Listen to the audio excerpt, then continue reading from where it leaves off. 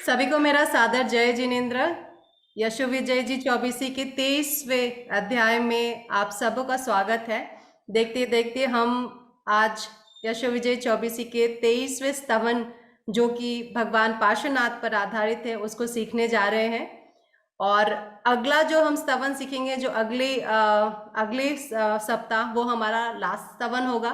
तो हमारे सारे दर्शकों से मैं अभी से ही आग्रह करती हूँ कि आप लोग सब अगले सप्ताह ज़रूर ज़रूर और आप आए। और एक रिक्वेस्ट ये रहेगा कि हम अगले क्लास, चूंकि हमारा लास्ट क्लास होने वाला है, उसको थोड़ा इंटरैक्टिव बनाएंगे और आपको ये चांस देंगे कि आपके जो भी सवाल हैं हमारे पूरे यशो विजय जी चौबीसी के दौरान आपके कुछ भी सवाल रहे हों जो हम ना ले पाए हों, आप उनसे अगले क्लास के अंत में हमारे टीचर से आप पूछ सकते हैं, उनसे इंटरैक्ट कर सकते हैं। और चौबीसी से संबंधित किसी भी तरह के अगर आपको गाइडेंस चाहिए वो उनका गाइडेंस आपको मिलेगा। तो इसके लिए जितना ज़्यादा हो सके आप लोग अब अटेंडेंस दीजिए और please try to keep your video on because it's going to be the last class, so we will make it memorable. Let our teachers also see their students faces. So ये मेरी विनती रहेगी। तो अभी आज की कक्षा को शुरू करने के लिए मैं आग्रह करती हूँ कल्पना मैम और जैनी मैम को टू स्टार्ट द सेशन। प्रणाम जैनी मैम, कल्पना मैम। प्रणाम। ओके, पहले हम मंगलाचरण लेंगे। अरहंतो भगवंत इंद्र महिता, सिद्धाश्च सिद्धि स्थिता, आचार्या जिन शासनोन्नति करा, पूज्या उपाध्यायका, श्री सिद्धांत सुपाठ का मुनिवरा, रत्नत्रयाराधका, पंचैते परमेष्ठिनः प्रतिदिनम् कुर्वन्तु मङ्गलम्। अज्ञानतिमिरान्धानां ज्ञानाञ्जनशलाकया नेत्रमुन्मीलितं येन तस्मै श्रीगुरवे नमः। चञ्चन्द्रमुखी प्रसिद्धमहिमा, स्वाच्छन्द्यराज्यप्रदा, नायासेन सुरासुरेश्वरगणैरभ्यर्चिता भक्तितः, देवी संस्तुतवैभवामलयजा, लेपाङ्गरङ्गद्युति, सा मां पातु सरस्वती भगवती त्रैलोक्यसञ्जीवनी, सा मां पातु सरस्वती भगवती त्रैलोक्यसञ्जीवनी। पधारे हुए सभी हमारा प्रणाम। आज का जो स्तवन है वो दूसरी चौबीसी, आचार्य उपाध्याय जी भगवंत ने 3 चौबीसियां लिखी हैं। तो दूसरी चौबीसी का ये स्तवन है पार्श्वनाथ भगवान का, जिसे आज हम देखने वाले हैं। और ये स्तवन राग बैरागी में स्वरबद्ध किया हुआ है। तो अब मैं जयनी से अनुरोध करूंगी कि वो पहली गाथा हमें गाकर सुनाए। इसमें पहली 2 पंक्तियां हैं वो साखी के रूप में ली गई है, यानी कि बिना ताल की सहायता की वो गाया जाता है। और दूसरी आगे की जो कड़ी है आधी गाथा वो तालबद्ध है। आप सुनेंगे तो आपको अंदाजा आ जाएगा। मैं जैनी से अनुरोध करती हूँ प्रथम गाथा का गान करें।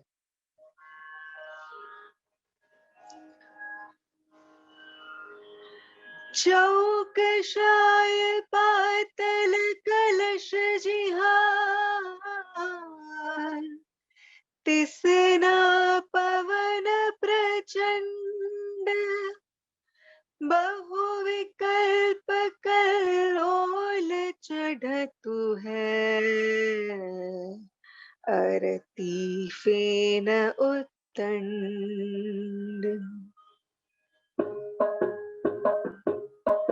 भवसायर भीषण तारी हो, हो भव सायर भीषण तारी हो, अहो मेरे ललना पास जी, अहो मेरे ललना पास जी, त्रिभुवन नाथ दिल में ए बीनती धारे हो, भव सायर भीषण तारी हो भव सायर भीषण तारी हो। प्रथम गाथा का सामान्य अर्थ बताती हूँ सबसे पहले। इस संसार को, इस भव को सागर की उपमा दी गई है। तो इस भव सागर में 4 कषाय रूप कलश पाताल में है। जो कषाय पातल कलश, जी हाँ। तिसना पवन प्रचंड, यानी तृष्णा रूप प्रचंड पवन बह रहा है। बहुत सारे विकल्पों की लहरें शोर मचाती हैं। बहुविकल्प कल्लोल करती है, इसका अर्थ है बहुत सारे विकल्पों की लहरें शोर मचाती हैं। अरति फेन उत्तंड, और परिणाम स्वरूप अरति का झाग पैदा होता है। तो ओ मेरे प्रियतम पार्श्वजी, अहो मेरे ललना पासजी, ललना का अर्थ है यहाँ प्रियतम। ओ मेरे प्रियतम पासजी, आप त्रिभुवन नाथ हो, यानी 3 भुवन के नाथ हो, तो मुझे इस भीषण यानी भयानक भवसागर से पार लगा दो। मेरी इस विनती को आप दिल में धारण कीजिए। ये प्रथम गाथा का सामान्य अर्थ है। अब विशेष बात करते हैं। भव को यानी संसार को जैन दर्शन ने ही नहीं बल्कि अन्य दर्शनों ने भी सागर की उपमा दी है संसार को। तो और अलग अलग दृष्टिकोण से ये उपमा उचित भी है। तो इसे हम आगे की गाथाओं में भी समझेंगे कैसे उचित है। जैन दर्शन के अनुसार लवण समुद्र में, पाताल में यानी बहुत गहराई में नीचे समुद्र में 4 कलश हैं बड़े बड़े। छोटे छोटे कलश भी है, लेकिन 4 दिशा में 4 बड़े कलश हैं। और नीचे वायु भी बह रहा है, और उस वायु के दबाव से सागर में लहरें उठती हैं। और वही लहरें जब किनारे तक पहुंचती है तो वो झाग का रूप धारण करती है, वहां झाग जमा हो जाती है। तो इसको अब संसार समुद्र के साथ कैसे घटाएं? तो इन लहरों से बहुत झाग बनती है। अब यही प्रक्रिया संसार रूप सागर में भी बनती है। तो जिसके कारण संसार यानी भव को सागर की उपमा दी गई है। संसार के सागर में 4 कलश हैं। ये कौन से कलश हैं? क्रोध, मान, माया और लोभ, ये 4 कलश हैं। और तृष्णा का पवन बह रहा है। तृष्णा यानी इच्छाएं, कामनाएं जीव को मन में बहुत सारी उठती है, और वो पवन बहता है। और इस पवन के दबाव से जो पानी बाहर फेंका जाता है, यानी जो लहरें उठती है, वो कौन सी है? तो कहा कि वो विकल्पों की लहरें उठती है। जब तृष्णा पैदा होती है तो मन में विकल्प शुरू हो जाते हैं। इस तृष्णा की पूर्ति मैं कैसे करूं? उसके बाद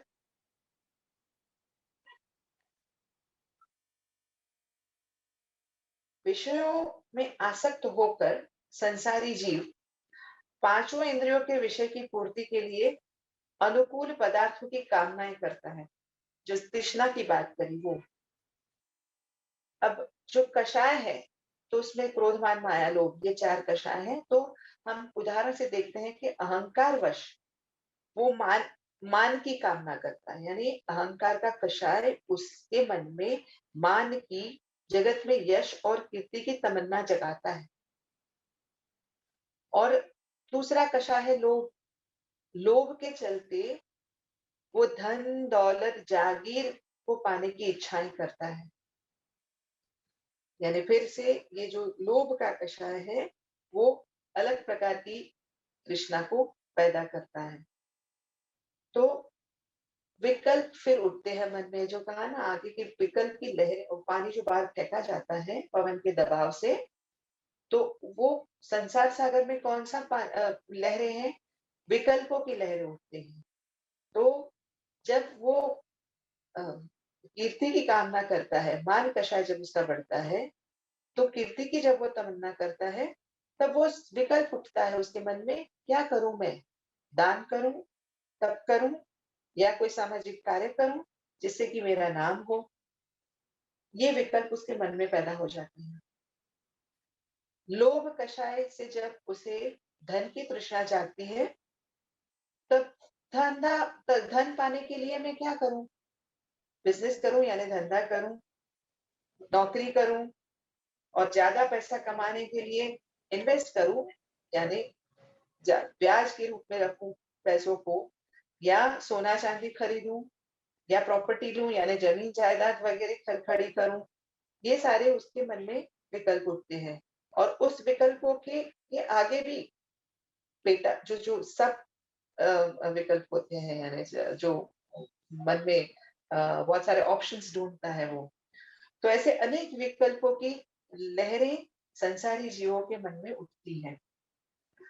पर अफसोस की बात ये है कि तृष्णाओं को, इच्छाओं को पूरा करने के लिए जिन पदार्थों के लिए वो पीछे पदार्थों के पीछे वो सारी जिंदगी भागता है, पर सारे भौतिक पदार्थ क्षणिक होते हैं।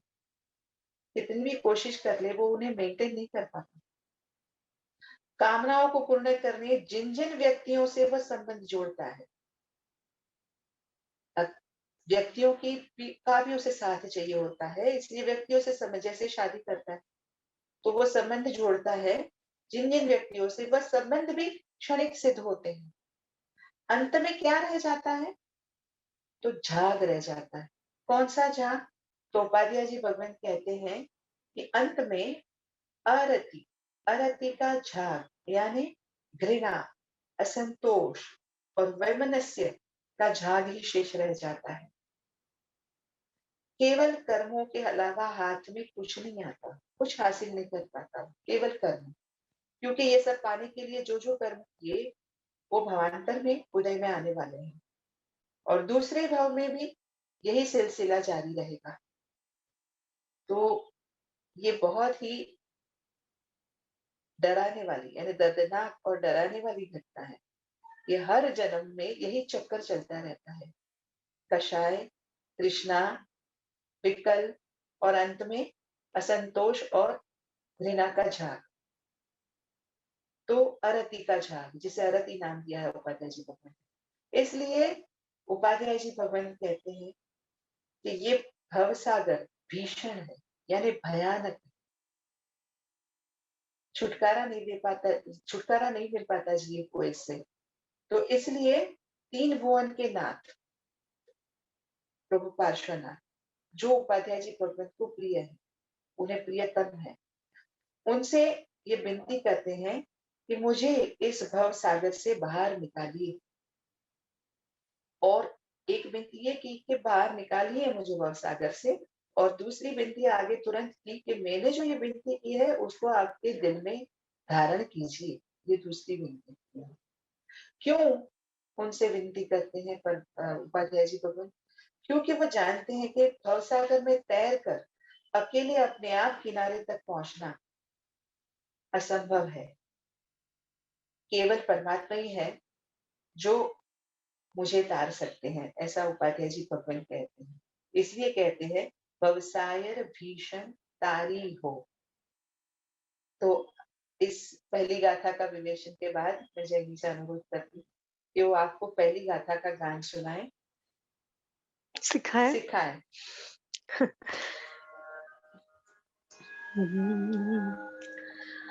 चौकशाय पातल कलश जिहार।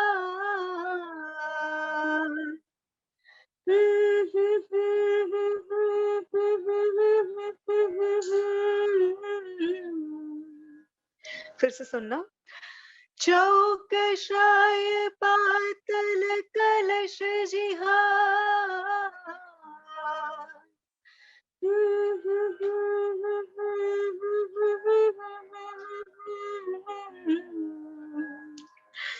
तिसना पवन प्रचंड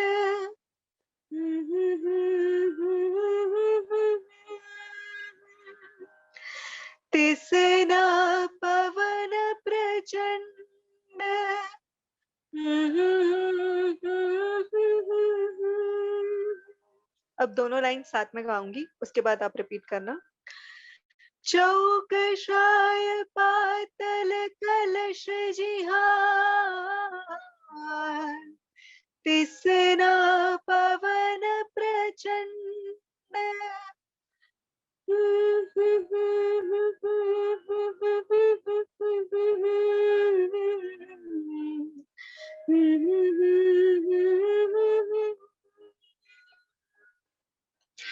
बहुविकल्प कल्लोल चढ़तु है,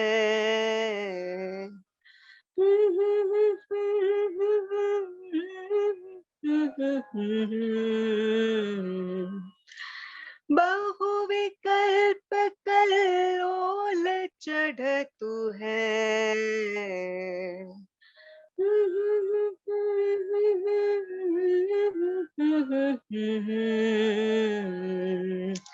अरती फेन उद्दंड।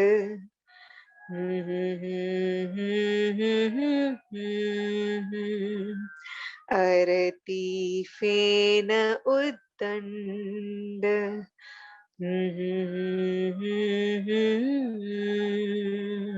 अभी लास्ट 2 लाइन साथ में। बहुविकल्प कल्लोल चढ़तु है, अरती फेन उत्तंड।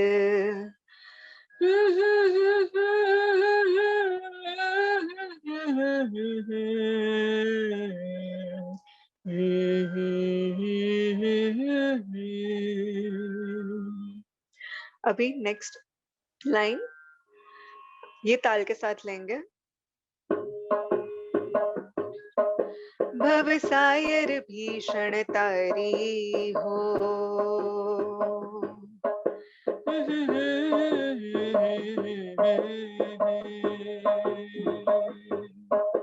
भवसायर भीषण तारी हो,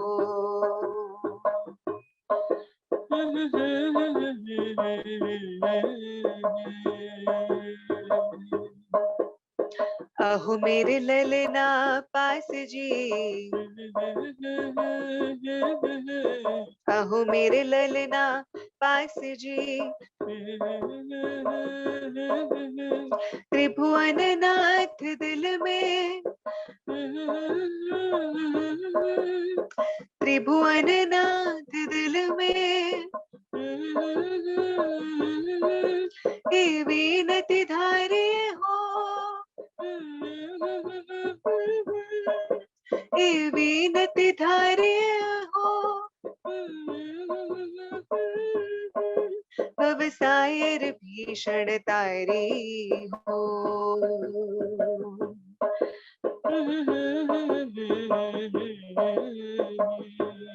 अभी फर्स्ट 2 लाइन साथ में कैसे लेना है। भवसायर भीषण तारी हो, अहो मेरे ललना पास जी,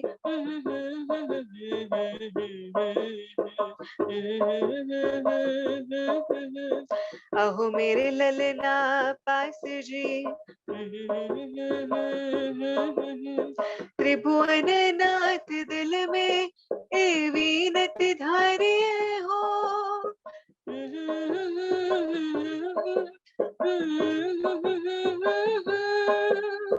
त्रिभुवन नाथ दिल में, ए वीनति धारे हो,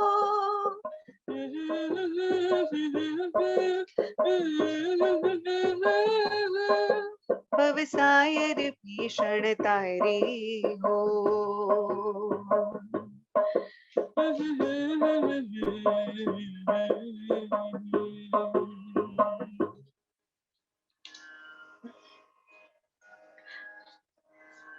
अब दूसरी गाथा का अर्थ करते हैं।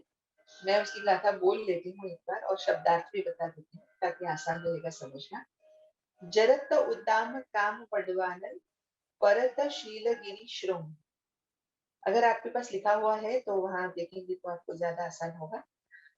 उद्दाम का अर्थ है अनियंत्रित, बड़वानल यानी बड़वानल, शीलगिरी यानी जो शील रूपी पर्वत है, श्रृंग यानी शिखर, व्यसन व्यसन के बहुत सारे अर्थ होते हैं, जैसे दोष, दुर्भाग्य, बुरी आदतें, आसक्ति, ये सारी व्यसन के अर्थ हैं। यहाँ पर आसक्ति का अर्थ लेंगे हम और अब्रह्म का भी अर्थ लेंगे। बहु मगर तिमिंगल, मगर यानी मगरमच्छ, तिमिंगल यानी बड़ी-बड़ी मछलियाँ, उसे तिमिंगल कहते हैं। करत है निमत उमंग, निमित निमत यानी निमित्त, जो हम कहते हैं जैसे कुछ ऐसी घटना का घट जाना जिसे हम निमित्त कहते हैं, जिससे हमारे रिएक्शंस आते हैं किसी घटना से, जिसकी वजह से हम रिएक्ट करते हैं, उसको निमित्त कहते हैं। उमंग यानी उल्लास। अब यहाँ पर इस गाथा का सामान्य अर्थ यह है कि इस संसार सागर में एक तरफ काम रूप यानी अब्रह्म रूप बड़वानल है। बड़वानल यानी जो सागर में आग लगती है उसे बड़वानल कहते हैं, जिसे नियंत्रित नहीं किया जा सकता। और दूसरी ओर शील रूप पर्वत है। शील का पर्वत, ब्रह्मचर्य का पर्वत होता है। सागर में पर्वत भी बीच बीच में आते हैं। अगर हम लघु संग्रहणी पढ़ेंगे तो उसमें जो हमारी जम्बूद्वीप का वर्णन आता है उसमें सागर में, समुद्र में कहीं कहीं बीच में पर्वत भी आते हैं। तो इसे वो यहाँ भव सागर ने उसे शील की उपमा दी है, उन पर्वतों को पर्वत को उपमा दी है शील की। तो शील रूप पर्वत के शिखर हैं जहाँ मैं पहुंचना चाहता हूँ, ऐसा उपाध्याय जी भगवत इस गाथा में कह रहे हैं, पर नहीं पहुंच पाता क्योंकि बीच में व्यसन यानी आसक्ति रूप मगरमच्छ, आसक्ति के मगरमच्छ बाधा डालते हैं। और निमित्तों के तिमिंगल यानी बहुत सारी मछलियां निमित्तों की, वो भी बाधा डालती हैं। और बाधा डालने की वजह से मेरा जो उस पर्वत के शिखर पर पहुंचने का उत्साह है, उल्लास है, उसे गिरा देती है। तो ये इसका सामान्य अर्थ हुआ। अब थोड़ा विशेष अर्थ करते हैं। बड़वानल यानी पानी में लगने वाली आग। अब पानी में जो आग, पानी तो वैसे आग बुझाने का कार्य करता है, लेकिन अगर पानी में ही आग लग जाए तो कौन बुझा सकता है? तो उसे बचने के लिए जो पर्वत होता है सागर में, तैरकर वहां चले जाने से, पर्वत के शिखर पर चले जाने से उस आग से बचा जा सकता है। लेकिन जो इंसान मान लो वहां फंस चुका है सागर में और पर्वत की ओर जाना चाहता है, लेकिन उसमें बाधा डालते हैं ये मगरमच्छ और तिमिंगल यानी बड़ी-बड़ी मछलियां, उसे रोक के रखती है, उसे जाने नहीं देती। तो ये तो समुद्र की बात हुई। अब भव समुद्र की बात करते हैं। तो यहाँ क्या होता है भव समुद्र में कि काम रूप यानी अब्रह्म रूप बड़वानल में जीव जल रहा होता है। पुरुषार्थ करके वो शील यानी ब्रह्मचर्य रूप जो पर्वत है उसके शिखर पर पहुंचना चाहता है, पर वो बेबस जीव ऐसा नहीं कर सकता क्योंकि व्यसन यानी आसक्ति रूप मगरमच्छ और निमित्तों की बड़ी-बड़ी मछलियां उसकी राह में बाधा डालती हैं, उसे पानी में रोक कर रखते हैं। मैथुन संज्ञा, स्त्री की आसक्ति, परिवार का मोह, डगर-डगर पर मिलने वाले निमित्त उसे कमजोर कर देते हैं। अनादिकाल से मैथुन संज्ञा का आदि है जीव, और वह शील धर्म का पालन नहीं कर सकता। ऐसी स्थिति में संसार में रहने वाले जीव की यही स्थिति होती है कि वो बच नहीं पाता। तो ये हमें भवसागर का, संसार का स्वरूप बताती है ये गाथा कि क्या हो रहा है एग्जैक्टली हमारे जीवन में। तो ये इस बात को समझकर फिर हम आगे की गाथा समझेंगे। फिलहाल हम जैनी से दूसरी गाथा का गान सीखेंगे।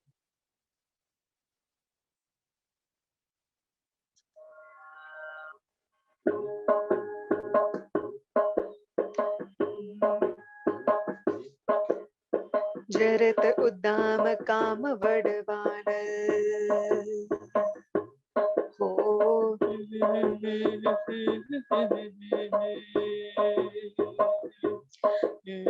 जरत उद्दाम काम वडवानल हो।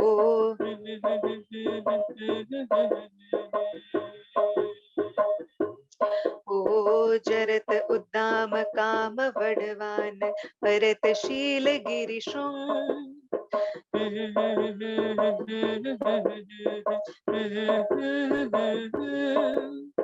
परतशील गिरिशृंग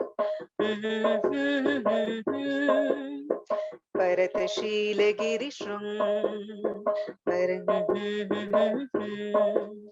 परतशील गिरिशृंग 2 बार लेना है और दोनों अलग है। मैंने दोनों बार का गा रही हूँ। परतशील गिरिशृंग परतशील गिरिशृंग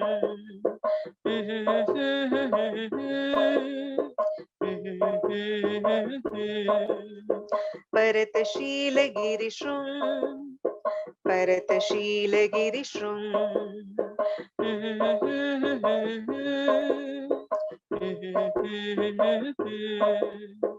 चरत उद्दाम काम वडवानल परतशील गिरिशृंग परतशील गिरिशृंग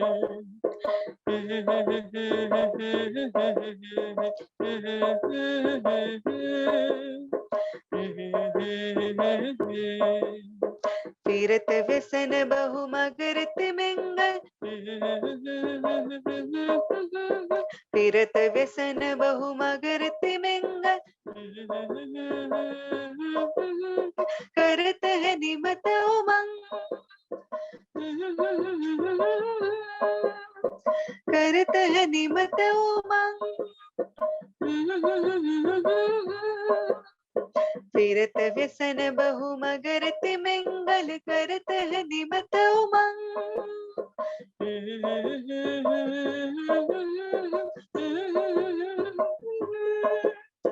फिरत व्यसन बहु मगर तिमिंगल करत है निमत उमंग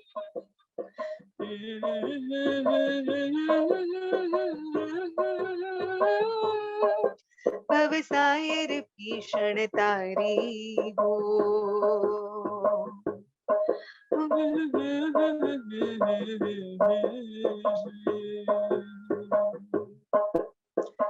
आई होप थोड़ा थोड़ा आपको राग बैठ रहा है। थोड़ा डिफिकल्ट है बट आई गेस 5 गाथा करेंगे तब तक आपको धीरे धीरे आ जाएगा।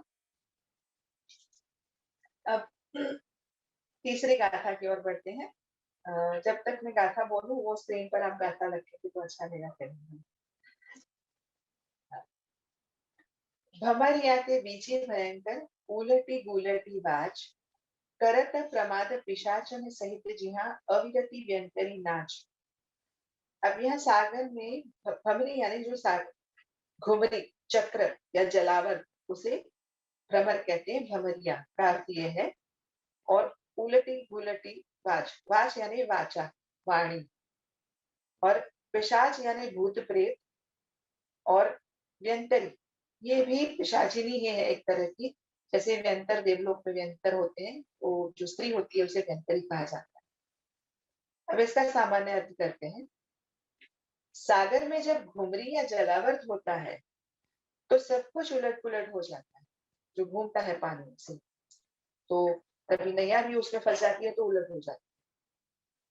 विकल्प और विचारों की वैसे संसार में जो ये घुमरी की बात है तो भव सागर में संसार में विकल्प और विचारों की घुमरी उठने से वाणी उलट पुलट हो जाती है। सागर में जैसे पिशाच भूत प्रेत और व्यंतरी देवियां होती हैं वैसे संसार सागर में प्रमाद पिशाच है। और अविरति यानी जो व्रत में नहीं रहते जो संवर में नहीं रहते उसे अविरति कहते हैं। जो वीरति में पछखाड़ में नहीं रहते। अविरति रूप व्यंतरी दोनों साथ में नाच रहे होते हैं। ये सामान्य अर्थ हुआ। इसका विशेष अर्थ समझेंगे थोड़ा डिटेल में। तृष्णा की पूर्ति के लिए मन में जो विकल्प उठते हैं तो जैसे कुछ पाना है किसी से कुछ पाना है तो मन में विकल्प होते हैं। अब इस इंसान को मैं कैसे बात प्रस्तुत करूं कि मुझे उससे ये फला फला आवश्यकता है या ये विषय की आसक्ति पूर्ण करनी है या और कुछ लाभ चाहिए उस व्यक्ति से। तो ये घुमरियां पैदा होती है विचार पैदा होते हैं विकल्प पैदा होते हैं घुमरियां पैदा होती है। और फिर वो सोचता है अब इस व्यक्ति को ऐसा कहूंगा तो ये मान जाए उससे मुझे वो लाभ मिल जाए। और जो ऐसा कहना होता है उसमें कभी झूठ होता है कभी आधा सत्य भी होता है, यानी वाणी जो है उलट पुलट होने लगती है कि भाई वरना वो मुझे वो नहीं देगा जो मैं प्राप्त करना चाहता हूँ उससे, तो ये करना पड़ता है, ऐसा समझकर हम करते हैं। पर इसकी जड़ क्या हुई कि मेरे मन में पहले विषय की आसक्ति पैदा हुई या कोई तृष्णा पैदा हुई, इसलिए ये मैं सब काम करता हूँ या करती हूँ।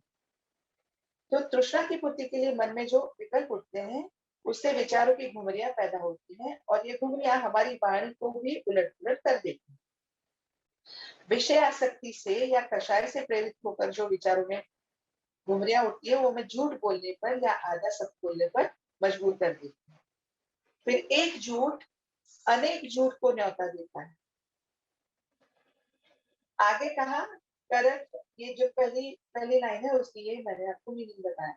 आगे कहा करत प्रमाद पिशाचिन सहित जीहा अविरति व्यंतरी। अब प्रमाद का अर्थ हमेशा हम लगभग क्या करते हैं, आलस। यही सामान्य अर्थ प्रचलित है, मतलब इसी ऐसी समझ है सभी की। लेकिन शास्त्रों में प्रमाद का वर्णन इतना सा नहीं है। स्वभाव में न रहने कर प्रभाव में जाना, बाह्य भाव में बाह्य भाव में जाना, स्वभाव में न रहकर प्रभाव में यानी बाह्य भाव में जाना, इसको प्रमाद कहते हैं। तो प्रमाद के बहुत सारे प्रकार शास्त्र में दिए हैं, जैसे 5 इंद्रियों के विषय ये प्रमाद है, 4 कषाय ये भी प्रमाद है, स्नेह किसी पर राग होना ये भी प्रमाद है, निद्रा आलस ये तो है ही है, विकथा यानी विकथा में कौन सी कथाएं आती है, तो स्त्री कथा, किसी स्त्री के बारे में बातें करो ये भी प्रमाद है, राज कथा यानी पॉलिटिक्स के बारे में बातें करो ये भी प्रमाद है, भोजन कथा खाने पीने की के विषय में जब बातें होती है तो इसे भी विकथा कहा है और प्रमाद कहा है। चोर कथा यानी किसी चोरी के बारे में बहुत सारी ज्यादा बातें करना, इसे भी विकथा ही कहा है। निंदा ये भी प्रमाद है, किसी की निंदा करना प्रमाद है। धार्मिक कार्य में अनुत्साह, कोई भी धार्मिक कार्य करना हो तो अभी हमें नहीं करना, तो ये प्रमाद है। धर्म की अनादरता, धर्म का आदर नहीं करना, ये भी प्रमाद है। उन्माद ये भी प्रमाद है। और आज के परिप्रेक्ष्य में देखा जाए तो मोबाइल, कंप्यूटर, लैपटॉप, टीवी इन सब में टाइम पास करना ये भी प्रमाद है शास्त्र की दृष्टि से। इन प्रमादों से क्या होता है, मन अस्थिर बन जाता है, अस्थिर होता है। इस प्रमाद को उपाध्याय जी भगवंत ने पिशाच कहा। जो पिशाच सागर में रहता है तो भव सागर में ये प्रमाद रूप पिशाच होता है और इस पिशाच को अविरति रूप व्यंतरी का साथ मिलता है। अविरति यानी जो हमें व्रत नियम लेने से रोकती है, उसे अविरति कहते हैं। तो जहां प्रमाद होता है वहां अविरति होती है, इसलिए कहा कि प्रमाद पिशाच के साथ अविरति रूपी व्यंतरी जो है वो नाच रही है संसार सागर में। धर्म की जानकारी होती है, मतलब कई बार ऐसा होता है कि धर्म की जानकारी होती है फिर भी उस धर्म का पालन नहीं कर सकता, तो वो अविरति हो गया। क्रोध कषाय, जैसे एक बात है क्रोध नहीं करना चाहिए सभी जानते हैं, तो क्रोध कषाय जो एक प्रकार का प्रमाद है, जैसे आगे बताया, उसके कारण वह क्षमा के घर में नहीं आ सकता। जी, यानी क्षमा विरति है, पर उसको क्रोध की वजह से वो क्रोध प्रमाद की वजह से वो क्षमा रूप विरति में नहीं आ सकता। रसनेन्द्रिय पर काबू न होने की वजह से, यानी विषय आसक्ति है, विषय वो भी प्रमाद है, विषय की आसक्ति। तो रसनेन्द्रिय पर काबू न होने की वजह से वह तप धर्म और त्याग धर्म नहीं कर सकता। गुरु भगवान तो उपदेश देते हैं, प्रेरणा करते हैं कि सामयिक करो, यानी विरति में आओ। तो आलस नाम का प्रमाद ये कहलवाता है, नहीं जी हमें तो समय ही कहाँ है। और फिर विषयों में से समय काटने की इच्छा ही नहीं हो, विषयों में समय मिलता है विषयों के लिए, ये प्रमाद के लिए समय मिल जाता है और प्रमाद की वजह से विरति नहीं आती। विरति में न आने के लिए जो बहानेबाजी की जाती है ना, नहीं नहीं मुझे तो ये है वो है, मैं नहीं अभी कर पाता हूँ, मुझे धर्म का पालन नहीं पॉसिबल नहीं है। ये जो बहानेबाजी होती है उसको ही उपाध्याय जी भगवत ने उलटी उलट रिवाज कहा है, जो कदम पंक्ति में बात कही है, उल्टी पुल्टी वाणी। यह प्रमाद है इसलिए अविरति नाच रही है, वरना नियम व्रत लेना, पछाड़ लेना, यह तो प्रमाद को दूर भगाकर बिरती में आने का सुंदर उपाय है। पर जीव नहीं कर सकता ये संसार सागर की विचित्रता है, बल्कि ये दुर्भाग्य है जीवों का संसार सागर में। तो अब इस तीसरी गाथा का ज्ञान हम जैनी से सीखते हैं।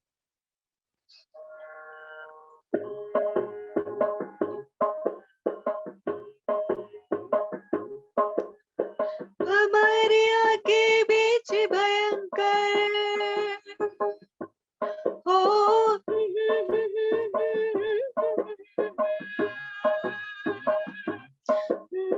हमारे आगे बीच भयंकर हो,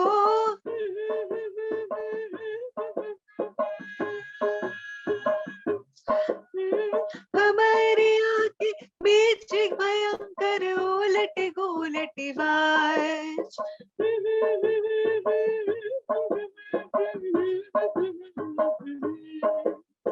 उलट गोलट वाज, उलट गोलट वाज, उलट गोलट वाज, हमारे आगे बीच भयंकर उलट गोलट वाज, उलट गोलट वाज,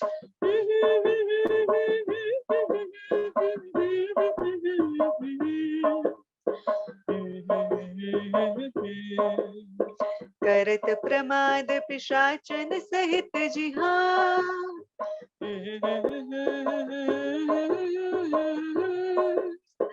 करत प्रमाद पिशाचन सहित जिहां,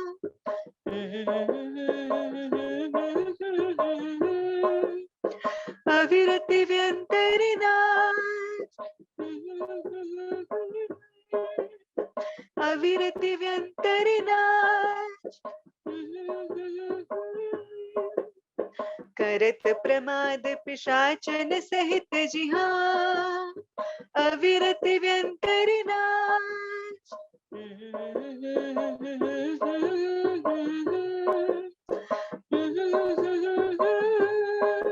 भवसायर भीषण तारी हो,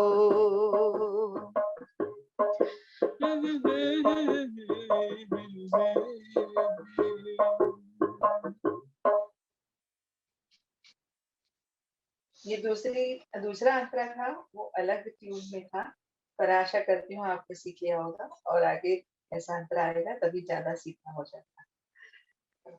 चौथी गाथा है, गरजत अरति कुरति रति बिजुरी, होत बहुत तूफान, लागत चोर कुगुरु मलबारी, धर्म जिहाज निदान। यहाँ पर जो शब्द है अरति कुरति रति, उसका अर्थ हम करेंगे। और धर्म जिहाज यानी धर्म का सागर में जो जहाज होता है उसे धर्म जिहाज, और संसार सागर में धर्म जिहाज होता है। अब मैं इसके सामान्य अर्थ करती हूँ। भव समुद्र में रति अरति कुरति नाम की बिजलियां चमक रही हैं, गरज रही हैं और तूफान उठ रहा है, और कुगुरु नाम के लुटेरे, कुगुरु रूप जो लुटेरे हैं वो धर्म रूप जहाज के खजाने को लूट रहे हैं। ये इस गाथा का सामान्य अर्थ। अब विशेष अर्थ करते हैं। जैसे सागर में तूफान आता है, बादल गरजते हैं, बिजलियां चमकने लगती हैं, वैसे ही संसार सागर में रति अरति कुरति की बिजलियां गरजती हैं, तूफान लाती हैं। रति यानी किसी इष्ट वस्तु, इष्ट यानी प्रिय वस्तु या व्यक्ति, प्रिय व्यक्ति पर राग, इसको कहते हैं रति। और कुछ वस्तु हमें पसंद नहीं आती, कुछ व्यक्ति भी पसंद नहीं आते हैं, तो उसे अरति कहते हैं। जगत की यानी दुनिया की कई चीजें ऐसी होती है, अब हमारा भी अनुभव ऐसा होता है, हम खुद भी अनुभव करते हैं कि कुछ बातें हमें पसंद आती है, कुछ बातें नहीं पसंद आती, यानी कुछ वस्तु अच्छी लगती है, कुछ वस्तुएं नापसंद है। जैसे अमुक खाना अच्छा लगता है, पर अमुक पसंद नहीं आता। अमुक कपड़ों में रति है, लेकिन अन्य कपड़ों में रति नहीं है। अमुक रंग पसंद आते हैं और अमुक रंग पसंद नहीं आते हैं। ऐसी तो लिस्ट बना लो बहुत सारी। इतना ही नहीं, भौतिक सांसारिक दुनियावी अनुकूलताओं में रति होती है और प्रतिकूलता में अरति होती है। और व्यक्तियों के साथ भी ऐसा होता है। कोई कोई व्यक्ति हमें बहुत प्रिय होती है, उनमें रति होती है, लेकिन किसी व्यक्ति से घृणा होती है, द्वेष होता है, वो हमें पसंद नहीं आती, तो अरति होती है। तो ये संसार सागर में चलता है, रति अरति ये चलता रहता है। और इससे बहुत सारे कर्म बंद होते हैं, पॉइंट भी होते हैं। आगे एक शब्द और दिया है यहाँ पर, कुरति। ये कुरति यानी गलत वस्तु पर रति करना।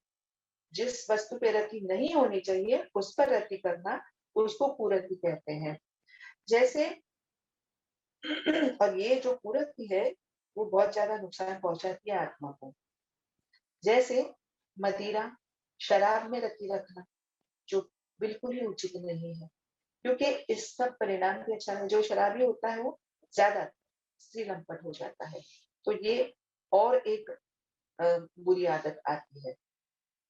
तो कुछ गलत आदतें होती हैं, और जैसे जुआ खेलने में रति रखना, ये बात भी गलत है, जो जो जीव को बहुत बड़ा नुकसान पहुंचाती है। इतनी लत लग जाती है कि परिणाम स्वरूप खुद ही नहीं बल्कि परिवार, इज्जत सब बर्बाद हो जाता है।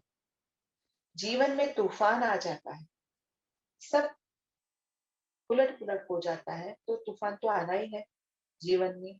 तो उपाध्याय जी भगवंत ऐसे कहते हैं कि गरजत अरति कुरति रति बिजुरी होत बहुत तूफान।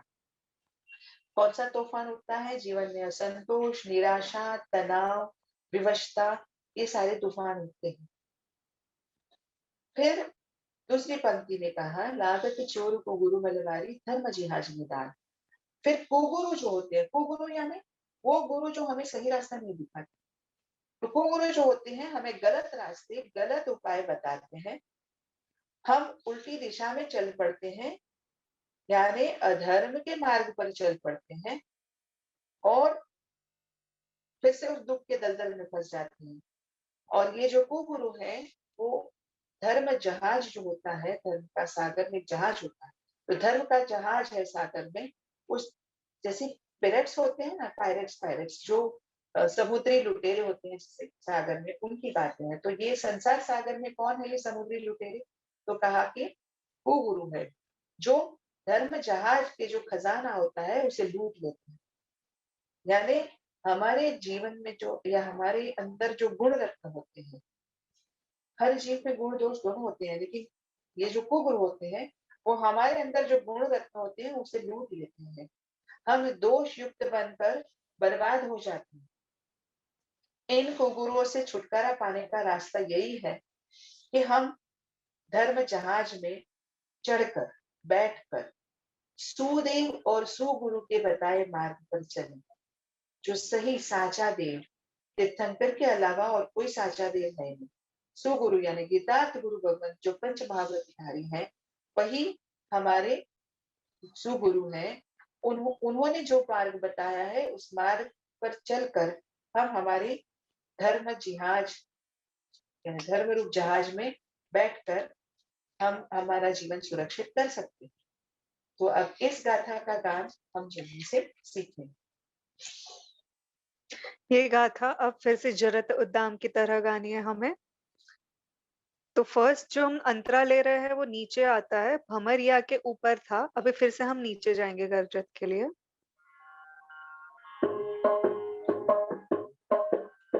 गरजत अरति कुरति रति बिजुरी, ओ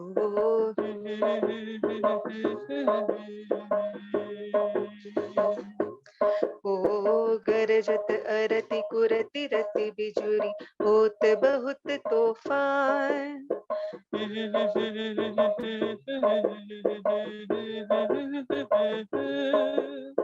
होत बहुत तूफान। गरजत अरति कुरति रति बिजुरी होत बहुत तूफान। होत बहुत तूफान।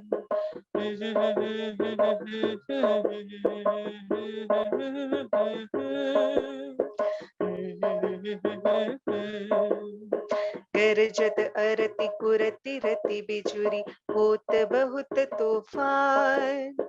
होत बहुत तूफान।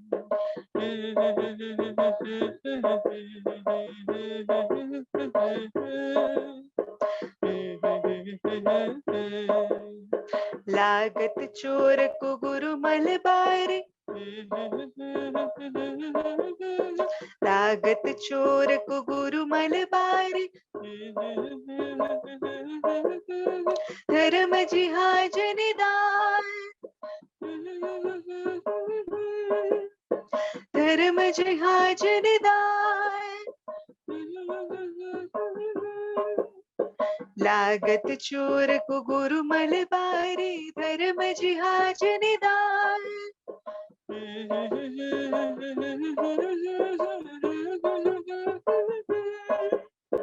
लागत चोर को गुरु मलबारी धर्म जिहाज निदान।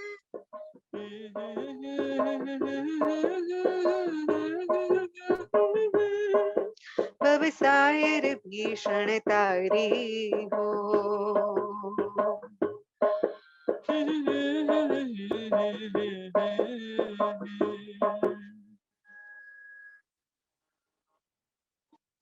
अब अंतिम गाथा की ओर आते हैं। जुरे पाटिये जीव अति जोरी सहस 18 शीलंग। पाटिये यहाँ शब्द है जिसका मतलब होता है लकड़ी का डंडा, इसे पाटिया कहते हैं। सहस 18 शीलंग, इसकी बात आगे करेंगे। धर्म जिहाज तिहु सज करी चलो जश कहे शिवपुरी चंग। चंग का अर्थ होता है सुंदर और स्वच्छ। अब यहाँ इस गाथा का सामान्य अर्थ करते हैं। धर्म के जहाज को चलाना है इसलिए 18,000 शिलंग, 18,000 शिलांग रूप जो पतवार, पतवार यानी वही नाव खेने का जो डंडा होता है उसे पतवार कहते हैं। तो ये 18,000 शिलांग रूप जो पतवार है उससे जोर लगाकर धर्म के जहाज को सावधानी से चलाना है और शिवपुरी यानी मोक्ष जो सुंदर और स्वच्छ है वहां इस जहाज को पहुंचा देना है। ये इस गाथा का सामान्य अर्थ हुआ। अब विशेष अर्थ करते हैं। सागर में नाविक जो होता है वो अपनी नैया को पतवार के सहारे चलाकर किनारे तक ले आता है। पतवार यानी वही जो लकड़ी का डंडा होता है जिससे वो नैया को चलाता है। अब हम सागर की बात करते हैं। धर्म की नैया को किस पतवार से चलाएंगे? तो इस बात को समझने के लिए व्यक्ति जब दीक्षा लेकर सुदेव सुगुरु को अपना जीवन समर्पित करता है तो गुरु उसे 5 महाव्रत देते हैं जिसका वो स्वीकार करता है, यानी धर्म का स्वीकार करता है। तो ये जो धर्म है वह अहिंसा आदि लक्षणों वाला है।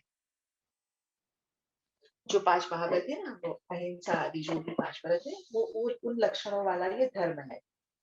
इन लक्षणों की विशेष भेद से प्ररूपणा करने पर, और इन लक्षणों के बहुत सारे भेद हैं, तो इन लक्षणों की विशेष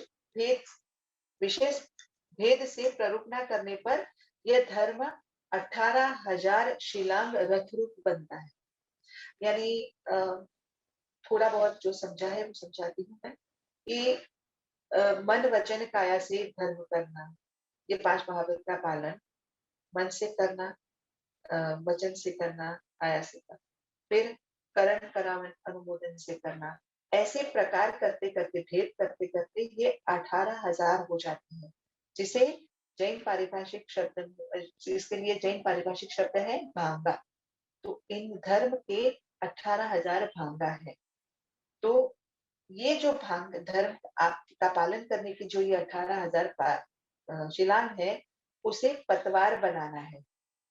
भव सागर में यही पतवार है और इस धर्म जिहाज को इन 18,000 शिलांग से सज्ज करना है और सज्ज करके इस जहाज को, धर्म के जिहाज को चलाना है और कहाँ पहुंचाना है, तो कहाँ शिवपुरी यानी मोक्ष में पहुंचा देना है। यानी हमें भी वहां मोक्ष में पहुंच जाना है। तो यहाँ पर इस पूरे स्तवन का सार ये है कि ये भव सागर पार करने के लिए पहले भव सागर को अच्छी तरह समझ लेना है कि सारी समस्याओं की जड़ कहाँ है। तो है वहां तृष्णा में है, कषाय में है, मन में उठते हुए विकल्पों में है। और फिर जो कर्म बंध होते हैं उससे फिर और दुखदाई जीवन होता है और फिर अरति की झाग पैदा हो जाती है। ये सिलसिला एक भव, दो भव, दो तीन भव नहीं, अनंता भव तक चलता है। इसलिए ये भव सागर जो है वो भीषण है, भयानक है और इससे बाहर निकलना वही एकमात्र रास्ता है।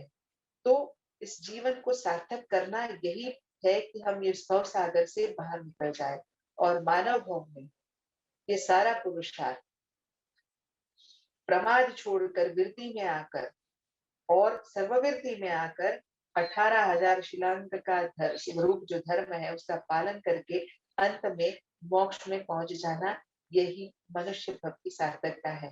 हम और आप सब इस मनुष्य भव को सार्थक करें। इस शुभ भावना के साथ मैं इस विवेचना को पूर्ण करती हूँ। अब अंतिम गाथा, जिनाग्ना विरुद्ध कुछ भी कहा गया हो तो नुकसान विक्रम, और अंतिम गाथा का गाना जैन से सीख।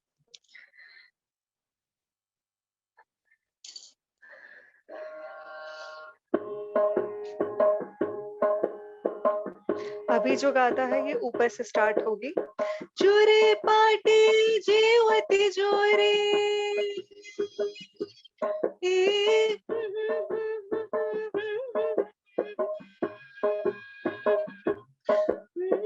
चोरे पाटे जीवती जोरे सहस ढार शुलंग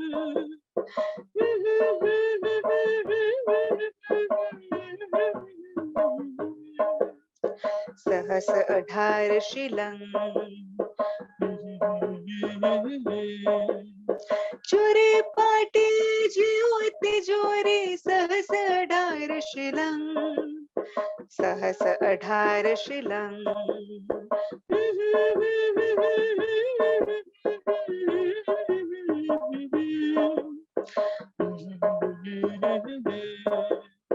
धर्म जिहाज त्यों सज कर चलवो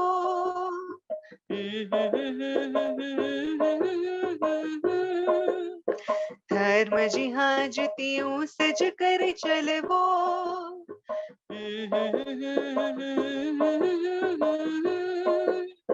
जश कहे शिवपुरी चंग जश कहे शिवपुरी चंग धर्म जिहाज त्यों सज कर चलवो जश कहे शिवपुरी चंग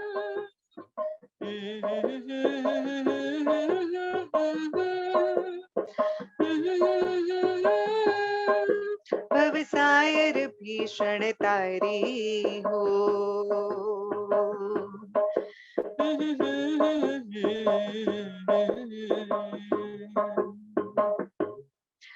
अभी पूरा स्तवन गाएंगे।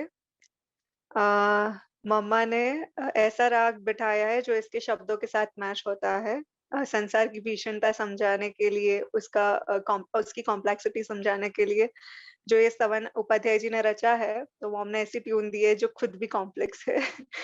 तो थोड़ा जितना ज्यादा गाओगे उतना आ जाएगा।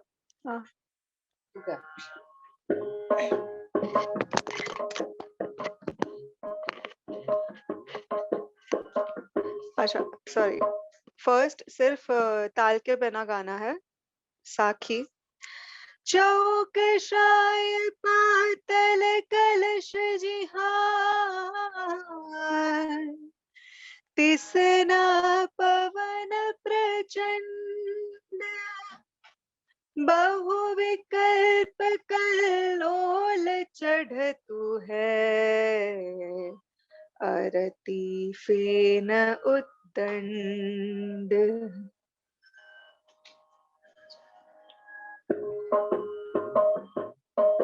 भवसायर भीषण तारी हो, भवसायर भीषण तारी हो, अहो मेरे ललना पास जी, अहो मेरे ललना पास जी, त्रिभुवन नाथ दिल में ए वीनति धारे हो, भवसायर भीषण तारी हो। जरत उद्दाम काम वडवानल हो, जरत उद्दाम काम वडवानल, परत शील गिरि शृंग, परत शील गिरि शृंग, फिरत व्यसन बहु मगर तिमिंगल, फिरत व्यसन बहु मगर तिमिंगल, करत है निबत उमंग, भवसायर भीषण तारी हो। भमरिया के बीच भयंकर, ओ भमरिया के बीच भयंकर, उलटी गोलटी वाज, उलटी गोलटी वाज, करत प्रमाद पिशाचन सहित जिहां, अविरति व्यंतरी नाश, भवसायर भीषण तारी हो। जरत उद्दाम सॉरी, गरजत अरति कुरति रति बिजुरी हो, गरजत अरति कुरति रति बिजुरी, होत बहुत तूफान, होत बहुत तूफान, लागत चोर को गुरु मलबारे, लागत चोर को गुरु मलबारे, धर्म जिहां जनिदान, भवसायर भीषण तारी हो। चोरे पाटिल जीवति जोरी,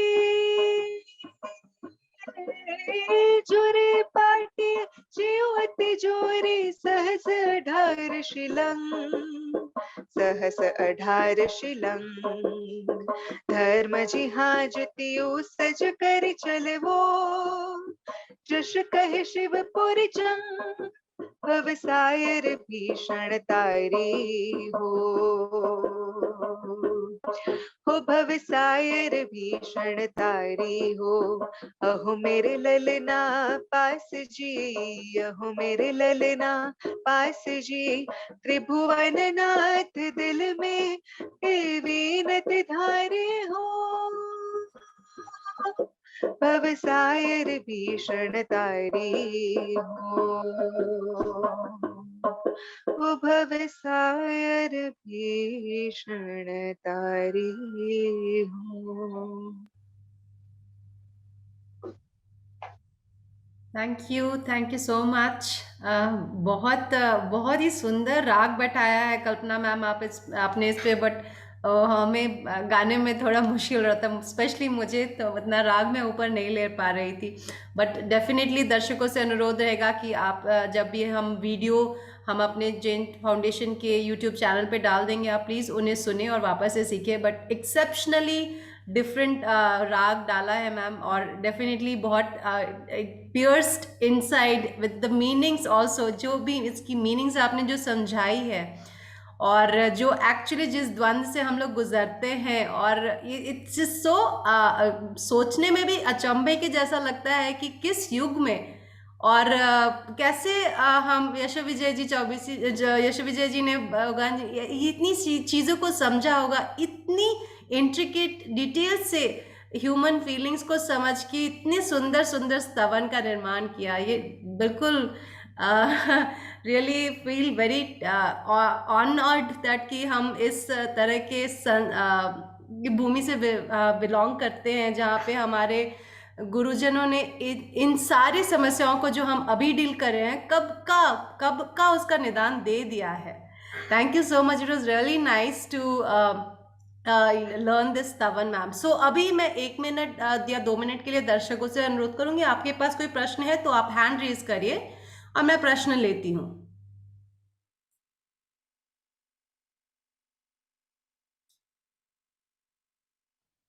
जी जी, कुमार पाल शाह जी, आप अपना प्रश्न पूछिए.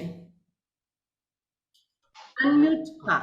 हाँ मैडम, एक्चुअली मेरा कोई प्रश्न नहीं है, लेकिन सभी स्तवन बहुत सुंदर तरीके से समझाया है और बहुत सुंदर तरीके से राग भी बिठा दिया है और बहुत अच्छा है. सभी स्तवन बहुत अच्छा है. धन्यवाद. धन्यवाद आपको. मुझे देवगुरु कृपा से होता है, हम कुछ नहीं करते, हम तो निमित्त मात्र हैं. नहीं, खूब खूब अनुमोदना और बहुत सुंदर तरीके से समझाया कि सभी को तुरंत ही तो दो एक बार 2 बार जो अगर सुनेंगे ने तो बहुत उसका प्रभु के प्रति भाव भी बहुत अच्छा आ जाता है कि भी प्रभु क्या है, वो अभी तक क्या है, दर्शन करते पूजा करते चले आते हैं, लेकिन एक्चुअली क्या है वो इस स्तवन से और आपने जो जिस तरह से समझाया है और जो राग सब बिठाया है बहुत सुंदर है, बहुत सुंदर है. खूब खूब अनुमोदना. Thank you so much sir. Yes. So जी, आई थिंक अभी हमारे पास प्रश्न तो लगता है नहीं है. All right. छोटी सी सूचना सबको, हमारा हम इस सैटरडे हम अपने जैन टॉक्स का 158th सेशन सेलिब्रेट करने वाले हैं, जो अपने आप में एक बहुत बड़ा माइलस्टोन रहा है हमारे लिए. तो दर्शकों से, हमारे यशो विजय जी चौबीसी के दर्शकों से अनुरोध है कि आप जरूर से इस सेशन को ज्वाइन करें, क्योंकि ये अपने आप में एक स्पेशल इसलिए भी है कि हमारे साथ इस दफ़ा जो पद्मश्री अवार्ड जिनको मिला है वो हैं आचार्य चंदना जी महाराज, जो आने वाली हैं इस सेशन में और हमें भगवान महावीर के ऊपर एक व्याख्यान देंगी. तो ये हमारे लिए दो तरह से गौरव की बात है कि सबसे पहले तो हमारे कम्युनिटी से किसी को पद्मश्री अवार्ड से नवाजा गया, एंड सेकंड थिंग कि वो हमारे 158th सेशन पे आ रही है. So I would request you to all attend the session to encourage us, and I am sure जैसी वो त्याग की मूर्ति हैं जिन्हें मोस्टली हम ताई माँ के नाम से जब बुलाते हैं, तो उनके बारे में भी हमें कुछ जानने को मिलेगा और रूबरू होने को मिलेगा. तो please join us at 8:30 on coming Saturday. So I think Rachna ji, आपको प्रश्न है आपके पास? आपने हैंड रेज किया है. या गो अहेड, पूछिए. जय जिनेन्द्र, Kalpana ma'am and Jaini ji, thank you so much for such musical session. मेरा एक रिक्वेस्ट है कि आप लोग कोई और 24 भी लीजिए ना, या तो दूसरे मरासा की कोई भी. भाई सोचेंगे उस बारे में, जरूर सोचेंगे. Yeah, you can take your time, but still we'll be waiting for another 24. मान विजय जी, जिन विजय जी, कितने सारे हैं. Yes, I know. Yes. ज्ञान विमल जी भी चलेगा, क्योंकि उनके भी स्तवन छोटे छोटे होते हैं, 5-6 गाथा के. आप अच्छी जानकारी रखती हैं, आप कुछ सजेस्ट करना स्तवन हमें, हमारा नंबर लेकर, तो हम जरूर कोशिश करें. हाँ, इतने सारे हमारा से ऐसे सप्त 24 भी है, तो उसमें से आप कोई भी आप चूज करके, मतलब हिंदुस्तानी क्लासिकल में excellent. Thank you so much Rachna ji, बहुत अच्छा सजेशन है. डेफिनेटली हम लोग एक और कुछ ना कुछ लेकर जरूर आएंगे मैम के साथ, जेनी जी के साथ. एक छोटे से ब्रेक के बाद ऑफ कोर्स हम लोग 1-2 वीक का गैप लेंगे and then will come. Please जुड़े रहिएगा हमारे जैन फाउंडेशन से, तो आपको ये जानकारी मिलती रहेगी. तो यहाँ पे समय हो चला है, अब हम इस सेशन को विराम देंगे. So इस मंगल भावना, thank you so much ma'am and Jenny ji for a wonderful session, and thank you all the audiences for being so wonderful. सो इस छोटे से मंगल भावना के साथ कि जगत के सभी जीव का कल्याण हो, जगत के सभी जीव हमारे मित्र बने, कोई भी हमारा वैरी ना हो, इस मंगल भावना के साथ एक छोटी सी प्रार्थना। अनुपरमाणु शिव बन जाओ, अखा विश्व नु मंगल थाओ, सर्वे जीवो मोक्षे जाओ, खामे में सव्य जीवे सव्य जीवा खमंतु में, मित्ति में सब भूएसु वेरन मंजन केणई, सर्वथा सहो सुखी थाओ, पाप ना कोई आचरो, राग द्वेषति मुक्त थई ने समता सहु समाचरो। भावना के साथ सबको जय जिनेंद्र।